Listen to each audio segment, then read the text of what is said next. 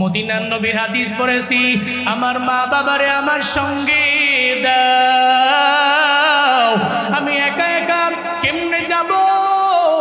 আমি আমার মা বাবারে নিয়ে জান্নাতের পথে যাব। আল্লাহ বলবে অসুবিধা নাই, নবীও তো জানায় গেছে ওয়াদাবদ্ধ, আমিও তো তোমাদের কাছে প্রতিশ্রুতিবদ্ধ হয়ে গেছি। তোমার আব্বা আমার জাহান্নামে হয়েছে, আমি চাই না রে তুই জান্নাতে যাবি, তোর আব্বা আমার জাহান্নামে থাকবে, এটা হতে পারে না। যা যা পারমিশন দিয়ে দিলাম, অনুমতি দিয়ে দিলাম। 10 জন জাহান্নামে হয়েছে, এদেরকে জাহান্নাম থেকে বাছাই কইরা তোর যারে মন চায় জাহান্নাম থেকে ফিরাইয়া এই মুহূর্তে জান্নাতের পথে নিয়ে যা। চিল্লায় পড়া যাবে কি সুবহানাল্লাহ। আতিনা ফি দারে দুনিয়া না হাসান, আতিনা ফি দারে উকবা না হাসান, ইয়া গিয়াসুল মুস্তাগীসি নাহদিনা লফদিকার বিল উলুমে ওয়াল গিনা। হর গোরি দেনে কো তু তৈয়ার है, झूमना मांगे उस्त तू बेजार है। সন্তানগুলোরে এমন বানাও যেই সন্তান তোমার আমার সবার জান্নাতের পথে নেওয়ার জন্য এরা পথ সুগম করে দিবে, পথ সহজ করে দিবে। এই জন্য আল্লাহ কয় সন্তান পাইছো তো আমি আল্লাহরে ভুলিও না, বরং সন্তান আল্লাহওয়ালা বানাও, আল্লাহ লাইনের বানাও।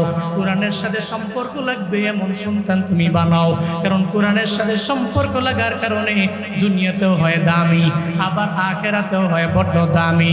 এই আয়াতুল্লাহ আলী খামিনীর জানাজা তো কালকে অনুষ্ঠিত হবে।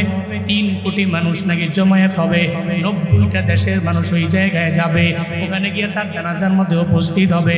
বাংলাদেশের প্রতিনিধিরা যখন গেল, আমি দেখলাম তাকায়া এরা সব দাঁড়ায় আছে, ওই জায়গার মধ্যে কোরআনের আওয়াজ। চিল্লায়া বলেন আছে না নাই? সব জায়গায় কোরআনের আওয়াজ। কারণ জানি বিদায় নিয়ে চলে গেছে আয়াতুল্লাহ আলী খামিনী, তিনি হতো একটা সময়ে মাইক দিয়া সবার সামনে বক্তব্য দিত, চিন্তা করত সূরাতুন নসর তো আছে, যেই সূরাতুন নসরের মধ্যে কথা বলা আছে ইদা জা নাসরুল্লাহি ওয়াল ফাতহ ওয়া রাআইতান নাস ইয়াদখুলুনা ফি দীনিল্লাহি আফওয়াজা ফাসাব্বিহ বিহামদি রাব্বিকা ওয়াস্তাগফির ইন্নাহু কানা তাওয়াবা। আল্লাহ পাক বলছেন ইদা জা নাসরুল্লাহি ওয়াল ফাতহ, আল্লাহর পক্ষ থেকে যখন সাহায্য আসবে, বিজয় যখন চলে আসবে, পয়গম্বর চিন্তা নাই, দেখবেন মানুষগুলা সহজ দলে দলে আপনার ধর্মের দিকে চলে আসবে। আয়াতুল্লাহ আলী খামিনী সূরাতুন নসরের গর্ত বুইজা তিলাওয়াত করছে সারা জিন্দেগি লাগায়া, এখন তার লাশ পড়ে আছে ওই জায়গার মধ্যে, সব জায়গায় তিলাওয়াত বাজে। ও বান্দারা, এজন্য তিলাওয়াতের দাম আছে, কোরআনের দাম আছে, সব জায়গায় আপনার জিন্দেগি সব জায়গায় বাজবে। আপনি চাইলেও আপনার মরণের সময়ে আপনার সন্তান তিলাওয়াত করতে পারে, তিলাওয়াত করবে সূরাতুল ইয়াসিন, তিলাওয়াত করবে সূরাতুর রহমান। এমনও তো হতে পারে যদিও কবর জাহান্নামের গর্ত হয়, সন্তানের তিলাওয়াতের বদৌলতে আপনার কবরে আল্লাহ জান্নাতের বাগান বানাইতে পারে কি পারে না? অবশ্যই আপনার সন্তানের তিলাওয়াতের বদৌলতে এমনও হতে পারে আব্বা আমার কবর, আপনার ওয়াইফ এবং আপনার কবরটা জান্নাতের বাগান হতে পারে। কারণ তার সিনায় কোরআন আছে, সে ওখানে গিয়ে সহিহ শুদ্ধভাবে সূরাতুল ইয়াসিন পড়ছে, রবের দরবারে মুনাজাত ধরে কান্না করছে। এ মিয়া, এর চাইতে বড় পাওয়ার, এর চাইতে আর কিছু, এর চাইতে বড় চাহিদা এ দুনিয়া এবং আখিরাতে আর কি হতে পারে? আপনার ইন্তেকালের পরে আপনার কবরের পাশে কি একটা সন্তান তিলাওয়াত করছে, এর চাইতে কি বড় কি হতে পারে? হযরত মাওলানা সানাউল্লাহ নূরী রাহমাতুল্লাহ আলাইহি, ওনার নামে মাহফিল কেন? মাওলানা হুজুর, ওনার নামে মাহফিল কেন? এই মানুষগুলো ওনাকে স্মরণ করে কেন? এই মুরব্বীগুলো ওনার নাম শুনলে কান্না করে কেন? কিছু আছে তো, কিছু আছে তো, কিছু দিয়া গেছে তো, কবরে আছে। ওনার স্মরণে আজকে বিশাল কেরার সম্মেলন, এত দামি দামি কারীরা এই এখানে এসে পাড়ি জমাইলো, এখানে এসে বসলো, তিলাওয়াত করলো, বয়ান চলতেছে, দোয়া হবে, সব তো ওনার জন্য। কেন?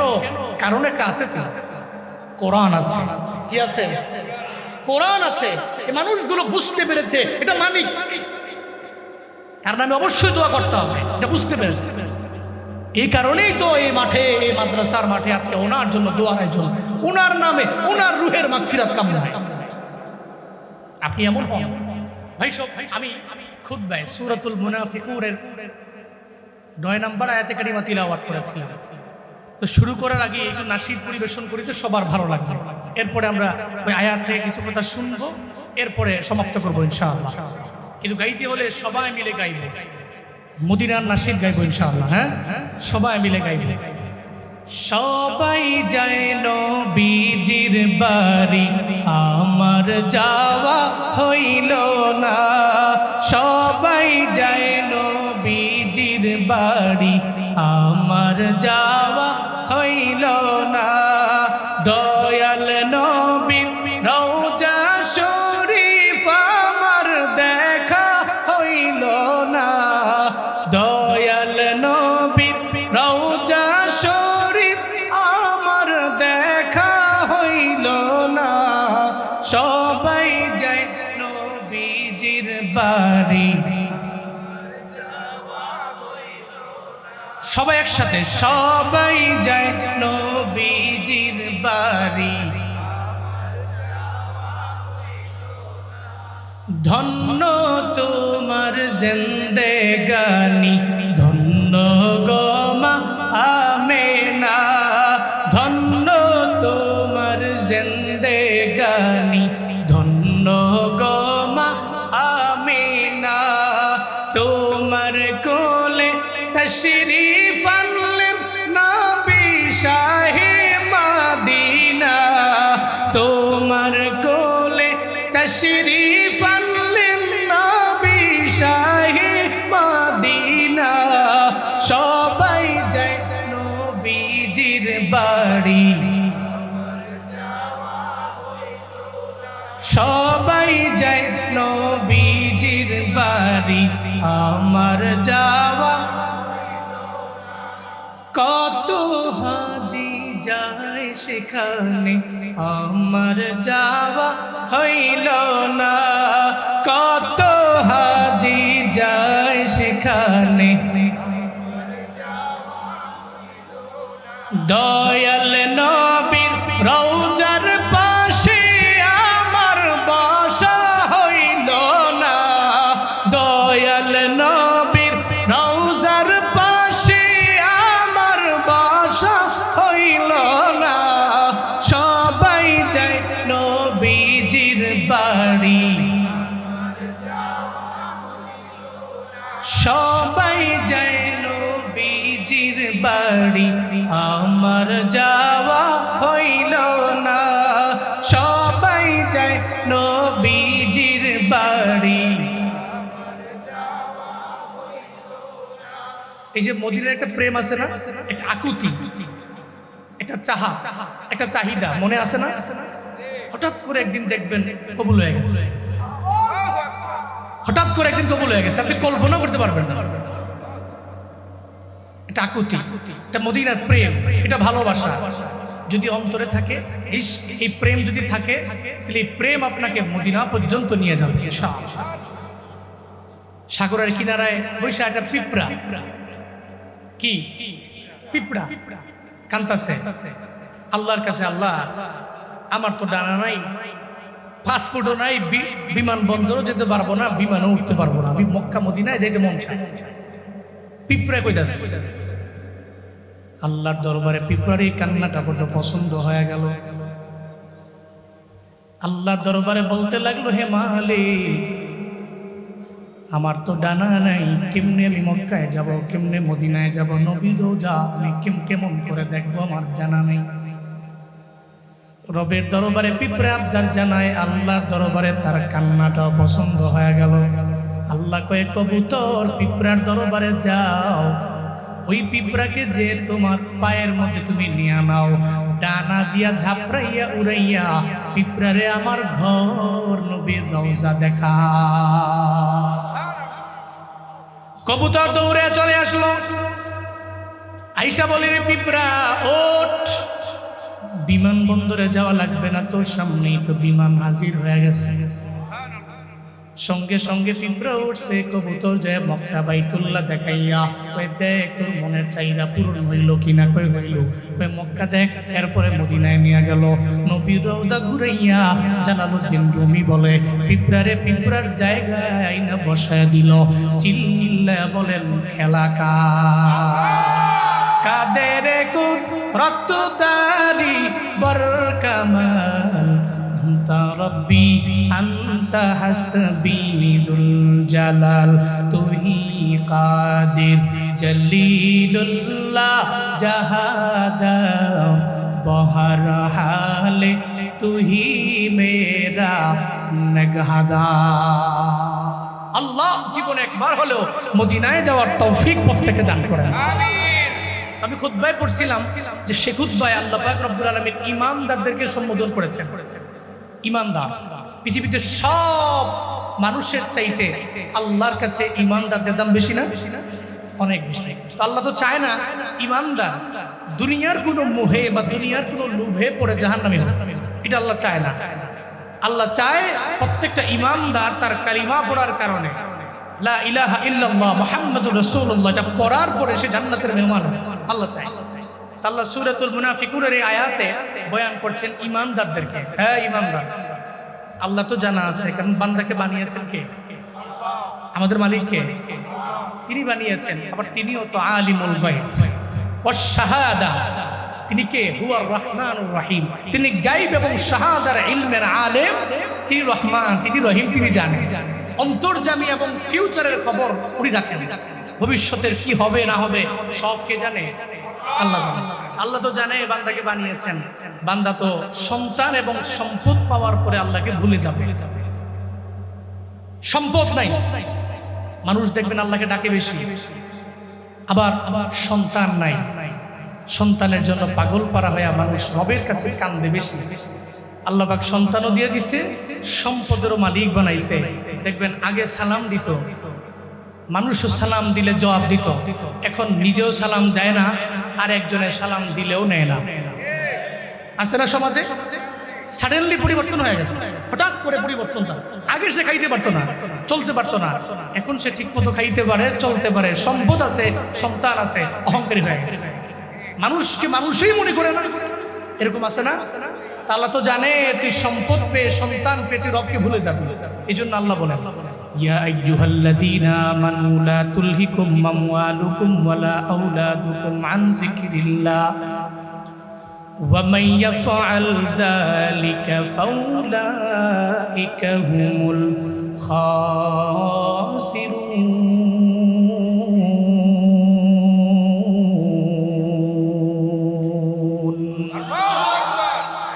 আল্লাহ বলেন হ্যাঁ ঈমানদার, সাবধান, তোমাদের সম্পদ, তোমাদের সন্তান যেন যাতে করে আল্লাহর জিকির থেকে তোমাদের ভুলে না দেয়। কারণ সন্তান দেওয়ার মালিক আমি আল্লাহ, সম্পদ দেওয়ার মালিক হলাম আমি আল্লাহ। তোমার কাছে আজ সম্পদ আছে, সন্তানের মালিক তুমি, কালকে এমন হতে পারে কোনো একটা আগুনে ফালাইয়া তোমার সন্তানগুলোরে আমি আল্লাহ কেড়ে নিতে পারি। আবার তোমার সব সম্পদ আমি আল্লাহ চাইলে কেড়ে নিতে পারি। কারণ সোনার গায়ের মুসলমান আমায় বলেন না, সম্পদ তো দুনিয়ার কেউ দেয় না, সন্তান তো দুনিয়ার কেউ দেয় না, একজন দেয়, চিল্লিলে বলেন তার না। 10 বছর হয়ে গেল সন্তান নাই, পাগল, সব ডাক্তারের ধারে ধারে যায়, আল্লাহ কেন আমার একটা সন্তান দেয় না? এই ডাক্তার তুমি আমার মেডিসিন দাও, একটা সন্তান আমার লাগবে। সব জায়গায় যে হুজুরের দরবারে দোয়া চায়, সবার কাছ থেকে দোয়া নেয়, আল্লাহ দেয় না। আর একজনের আল্লাহ এত পরিমাণে দেয়, বছরে বছরে একজন করে আল্লাহ ছেলে দেয়, মেয়ে দেয়, সন্তান দিয়া দেয়। আল্লাহ কয় তুই সন্তান পাইয়া আমি রবেরে ভুইলা যাও না, বরং সন্তানটার এমন বানায় নেও যাতে করে এই সন্তান তোমার নাজাতের ওসিলা হয়ে যায়। সন্তানটারে এমন বানাও যাতে সে হয় তোমার মুক্তির পথ। হাসরের ময়দানে তুমি যদি গুনাহের কারণে জাহান্নামী হও, সন্তান যাতে করে তোমার জাহান্নাম থেকে ফিরাইয়া জান্নাতের পথের প্রতীক বানাইতে পারে।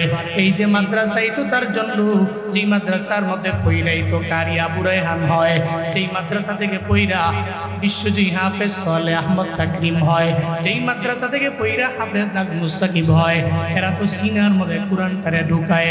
তদ অনুযায়ী যদি আমল করতে পারে হাসরের ময়দানে এদের আব্বা আম্মা কি পরিমাণে দামি।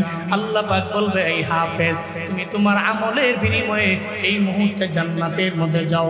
তখন হাফেজে কোরআন দাঁড়ায় যাবে। আল্লাহ আমি যাব না। কেন?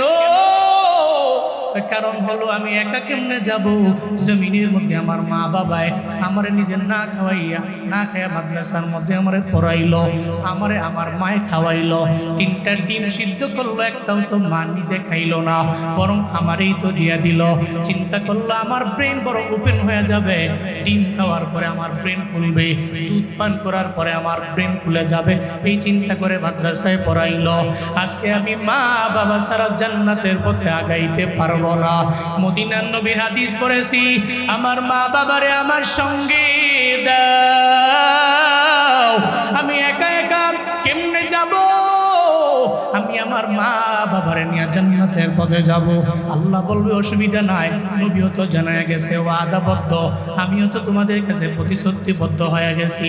তোমার আব্বা আম্মা জাহান্নামে হইছে, আমি চাই না রে তুই জান্নাতে যাবি, তোর আব্বা আম্মা জাহান্নামে থাকবে, এটা হতে পারে না। যা যা পারমিশন দিয়ে দিলাম, অনুমতি দিয়ে দিলাম। 10 জন জাহান্নামে হয়েছে, এদেরকে জাহান্নাম থেকে বাছাই কইরা তোর যারে মন চায় জাহান্নাম থেকে ফিরে আয়া এই মুহূর্তে জান্নাতের পথে নিয়ে যা। চিল্লায় পড়া যাবে কি সুবহানাল্লাহ। সন্তানগুলোরে এমন বানাও যেই সন্তান তোমার আমার সবার জান্নাতের পথে নেওয়ার জন্য এরা পথ সুগম করে দিবে, পথ সহজ করে দিবে। এই জন্য আল্লাহ কয়, সন্তান পাইছো তো আমি আল্লাহরে ভুলিও না, বরং সন্তান আল্লাহওয়ালা বানাও, আল্লাহ লাইনের বানাও। কোরআনের সাথে সম্পর্ক লাগবে এমন সন্তান তুমি বানাও, কারণ কোরআনের সাথে সম্পর্ক লাগার কারণে দুনিয়াতেও হয় দামি, আবার আখেরাতেও হয় বড্ড দামি। এই আয়াতুল্লাহ আলী খামিনীর জানাজা তো কালকে অনুষ্ঠিত হবে। 3 কোটি মানুষ নাকি জমায়েত হবে, 90টা দেশের মানুষ ওই জায়গায় যাবে, ওখানে গিয়ে তার জানাজার মধ্যে উপস্থিত হবে। বাংলাদেশের প্রতিনিধিরা যখন গেল, আমি দেখলাম তাকায়া এরা সব দাঁড়ায় আছে, ওই জায়গার মধ্যে কোরআনের আওয়াজ। চিল্লায়া বলেন আছে না নাই? সব জায়গায় কোরআনের আওয়াজ।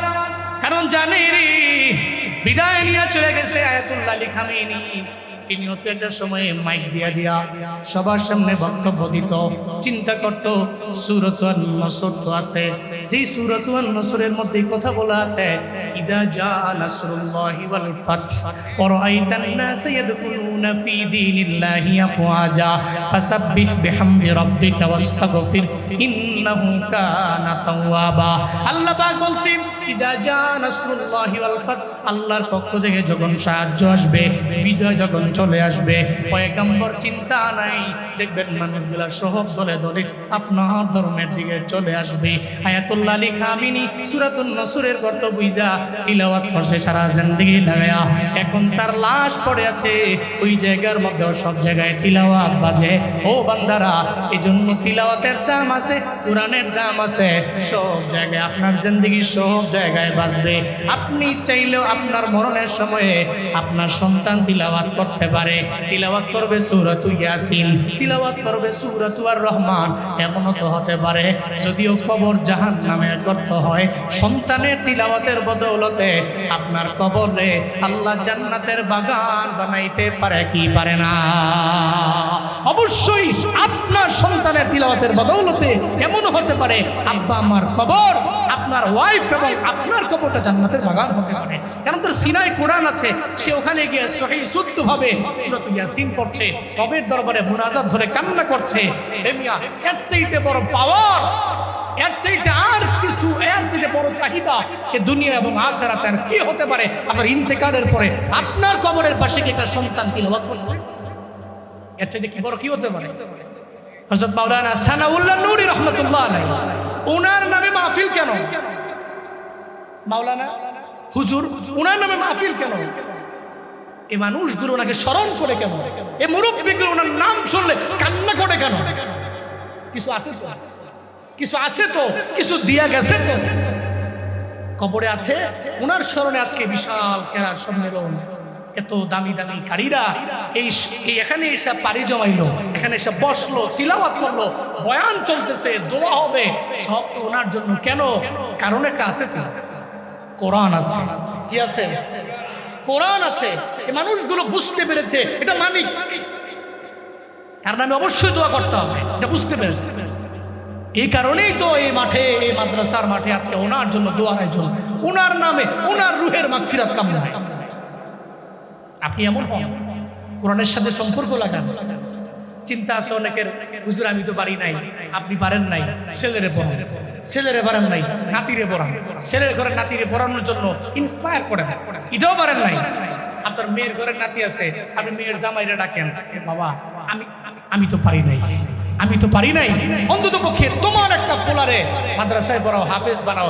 আমি তো হাসরের ময়দানে রবের কাঠগড়ায় বলতে পারবো, একটা নাতি মাদ্রাসায় পড়ছিল, আমি ইন্সপায়ার করছিলাম, আমি উৎসাহ দিয়েছিলাম, যার কারণে মাদ্রাসায় তারা পড়িয়েছে। এটুকু বলতে পারবো। এরা হবে আপনার নাজাতের ওসিলা। কিন্তু সন্তান পায়া পাগলের মতো বাজারে গিয়া একজনের মাথায় বাড়ি মারবেন, এটা হবে না। এই সমাজে অনেকে আছে, কিরে এই লোক তো বাজারের কারো কথা শুনে না, হ্যাঁ যেটা কইডেই। সবাই একসাথে বসেছে, বিচারের ফায়সালা একটা হয়েছে, সে মানে না, গোরামি করে। কেন গোরামি করে? বুঝো না, তার তো 7 ছেলে, 7 ছেলে তো কেন কেন পাওয়ার দেখায়? 7 ছেলের পাওয়ার দেখায়। 7টা ছেলে আছে না, 7টা লাঠি। চিন্তা করে যে 3 ছেলে তো আছে মালয়েশিয়া, এর বাপেও তো অন্যরকম, কারো কথা মানে না। খোদার কসম, এই আছে তো এই নাই, আল্লাহ নিয়ে যাইতে। অহংকার করা যাবে না। লা তুলহিকুম আমওয়ালুকুম ওয়ালা আওলাদুকুম আন যিকরিল্লাহ। মনে রেখো, আল্লাহ যে একজন আছে, তোমার সন্তান পেয়ে তুমি আল্লাহর জিকির ভুলে যাও। 2 নম্বরের সম্পদ মাল। দেখবেন যত পাওয়ার দেয় সব মালের পাওয়ার। কিরে এমন ভাবসাব নিয়ে চলে কেন? বুঝো না, 3 তলা বাড়ি আছে, গাড়ি আছে ল্যান্ড ক্রুজার প্রাডো, আবার আপডেট মডেল, হাতে আবার আইফোন 18 আছে, বিশাল ব্যবসা বাণিজ্য, টাকা পয়সা। এই জন্য এর ভাবসাব না। আল্লাহ কয় না, লা তুলহিকুম আমওয়ালুকুম আন যিকরিল্লাহ। তোমার মাল যাতে করে আল্লাহর জিকির থেকে তোমাকে ভুলে না দেয়।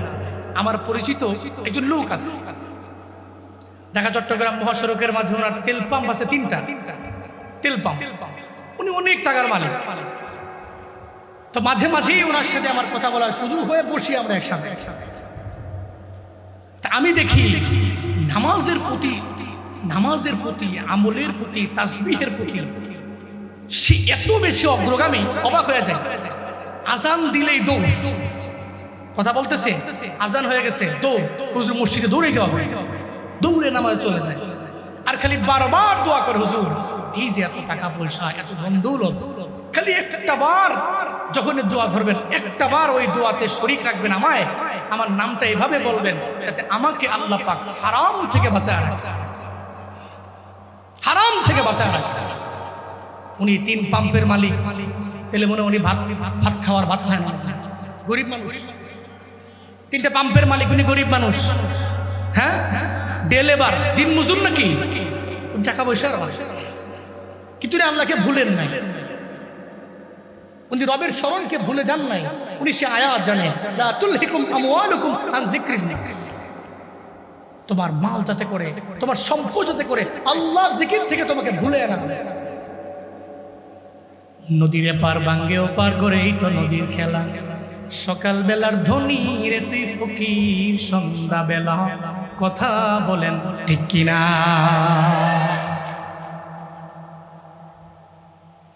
সকালবেলা আমি ধনী, আবার বিকালবেলা আমি গরিব। আমার কাছে এই আছে এই নেই, ধন সম্পদ এই আছে এই নেই, আল্লাহ নিয়ে যাইতে পারে, সব আল্লাহ কেড়ে নিতে পারে। এই জন্য সম্পদ পেয়ে জীবনেও কোনোদিন আমার আল্লাহকে ভুলে যাওয়া যাবে না। আজকে থেকে নিয়ত করে নিব, সন্তানগুলাকে আমি আল্লাহওয়ালা বানাবো, দিনদার বানাবো, এবং সম্পদ যা আছে, মাল আল্লাহ পাক আমাকে যা দিয়া দিল, এগুলো আমি দান করব, খরচ করব এমন লাইনে, যেই লাইনে খরচ করলে আমার নিজের জন্য ফায়দা। কারণ খরচ করলে তো ফায়দা কোন লাইনে, দান করলে ফায়দা। আল্লাহ তো নিজে ওয়াদাবদ্ধ, ইন্নাল্লাহ ইন্নাল্লাহা আশতারা মিনাল মুমিনিনা আনফুসাহুম ওয়া আমওয়ালাহুম বিআন্না লাহুমুল জান্নাহ। চিল্লা জোরে করে পড়েন আল্লাহু আকবার, আরো জোরে আল্লাহু আকবার। আল্লাহ পাক বলছেন, বান্দারে আমি তোমাকে মাল দিয়েছি এবং জান দিয়েছি। তুমি তোমার মাল পাওয়ার পরে, জান পাওয়ার পরে, তুমি যদি জান এবং মাল আমি রবের রাস্তায় যদি ব্যয় করতে পারো, আমি আল্লাহ তোমার কাছ থেকে ক্রয় করে নিব। ইশতারা, তিনি নিজেই তো ক্রয় করবে। ওই ক্রয় করবে কে? কই আমার আল্লাহ। আল্লাহ পাক ক্রয় করে নিছে জান, আল্লাহ পাক ক্রয় করে নিল মাল। ওই আমি আল্লাহ জানও নিয়ে নিলাম, আবার তোমার মালও নিয়ে নিলাম। বিআন্না লাহুমুল জান্নাহ, এর বিনিময়ে তুমি কি পাইবা? আমি আল্লাহ জানও নিয়ে নিলাম, আবার মালও নিয়ে নিছি, এর বিনিময়ে আমি আল্লাহ তোমাকে জান্নাত দিয়া দিলাম। আতিনা ফিদ দারে দুনিয়া না হাসান, আতিনা ফি দারে উকবা না হাসান, ইয়া গিয়াসুল মুস্তাগীসি নাহদিনা লফদিকার বিল উলুমে ওয়াল গিনা। হর গরিদে নেকো তু তৈয়ার है, झूना मांगे उस्त तू बेजार है। আজকে দেখে নিয়ত করব, আমি আমার সন্তানগুলোকে রবলা বানাবো, আল্লাহ বলা বানাবো। কোরআনের লাইনে আমি যাতে অগ্রগামী হয় এমন সন্তান জমিনের মধ্যে আমি রেখে যাব। 2 নম্বরের সম্পদ যা পাবো আল্লাহ রাস্তায় ব্যয় করব। যদি করতে পারি তাহলে আমি সফল কাম, যদি এভাবে আগাইতে পারি আমি সফল কাম। আর যদি আমি না আগাই, আমি যদি এভাবে করতে পারি, এভাবে চলতে পারি, তাহলে আমি সফল কাম। আর যদি আমি না করি, আল্লাহর জিকির থেকে আমি নিজেকে দূরে রাখি, আল্লাহ স্মরণ থেকে নিজেকে দূরে রাখি, ওমাইয়া ফাল জালিক ফাউলাইকা হুমুল খাসিরুন। আল্লাহ বলেন যারা এটা করবে তারা ক্ষতিগ্রস্তদের অন্তর্ভুক্ত হয়ে যাবে। এই সোনারগাঁয়ের আনন্দবাজারের মুসলমানেরা, আমার একটা কথার জবাব দেন না, হবেন কি লাভবান না ক্ষতিগ্রস্ত? কারা কারা লাভবান হবেন? 2 হাত তুলে মাওলারে দেখা। আল্লাহ প্রত্যেককে তুমি মুফলিহুনদের অন্তর্ভুক্ত বানাও, পড়ে না আমিন। আল্লাহ খাসিরুনদের অন্তর্ভুক্ত আমাদেরকে বানিও না, জুড়ে পড়ে না আমিন। আমরা হাত নামান, মুফলিহুনদের অন্তর্ভুক্ত। তো মুফলিহুন কারা? মুফলিহুন তো ওরা যে ব্যক্তি আল্লাহর প্রতি ঈমান আনবে, الذين يؤمنون بالغيب ويقيمون الصلاة ومما رزقناهم ينفقون। 1 নম্বরে নামাজ, 2 নম্বরে যাকাত দিল, এরপর নামাজ কায়েম করলো, 3 নম্বরে এই ব্যক্তিটা আল্লাহর দেওয়া রিজিক থেকে ব্যয় করবে। والذين يؤمنون بما أنزل إليك وما أنزل من قبلك وبالآخرة هم يوقنون। এই কাজগুলো যারা করলো, উলাইকা আলা হুদাম মির রাব্বিহিম উলাইকা হুমুল মুফলিহুন। আল্লাহ এদের পরিচয় দিয়েছে। এই শোন, মুফলিহ কারা? মুফলিহুনদের অন্তর্ভুক্ত কারা? তারা, এদের পরিচয় হলো এরা ঈমান আনলো, নামাজ পড়লো, যাকাত দিল, দান করলো, এই সমস্ত কাজগুলো ঠিকমতো এরা করতে পারলো। উলাইকা আলা হুদাম মির রাব্বিহিম, আল্লাহর পক্ষ থেকে এদের উপর হিদায়াত আছে। সুবহানাল্লাহ, জোরে বলবেন না? এরা হিদায়াতের উপরে আছে, হুমুল মুফলিহুন, আর তারা এই সফল কামদের অন্তর্ভুক্ত। তাহলে আমরা খাসিরুনদের, ক্ষতিগ্রস্তদের অন্তর্ভুক্ত হতে চাই না, আমরা মুফলিহুন তথা সফল কামদের অন্তর্ভুক্ত হতে চাই। সফল কাম হতে হলে আজই আসুন না আমি আমার মালকে আল্লাহর রাস্তায় ব্যয় করি, আমি আমার সন্তানগুলোকে আল্লাহওয়ালা বানাই, 5 ওয়াক্ত নামাজ কায়েম করার চেষ্টা করি, যাকাত ফরজ হলে যাকাত দিই, আল্লাহর দেওয়া মাল থেকে আল্লাহ রাস্তায় ব্যয় করি, ঈমানটাকে পরিপূর্ণ মজবুত করি। আল্লাহ আমাদের সবাইকে এই কথাগুলোর উপরে আমল করার তৌফিক দান করেন। সকলে পড়েন আমিন, আরো জোরে পড়েন আমিন, আর একটু আওয়াজ করে চিল্লায় পড়েন আমিন। হুজুর আসবেন, দোয়া দিবেন, লম্বা সময় রায়হান চলে যাইতো, বেচারারা বসে রাখছি, বেচারারা কষ্ট হচ্ছে। আমরা একসাথে এসেছি, আবার একসাথে দৌড় দিব ইনশাআল্লাহ। দোয়া করবেন আমাদের জন্য, আমাদের সবার জন্য দোয়া। আল্লাহ আমাদেরকে ভালো রাখেন, সুস্থ রাখেন, আপনাদেরকেও আল্লাহ পাক ভালো রাখেন, সুস্থ রাখেন। কোরআনী জিন্দেগি লিড করার তৌফিক দান করেন, আমিন। আসসালামু আলাইকুম ওয়া রাহমাতুল্লাহি ওয়া বারাকাতুহু।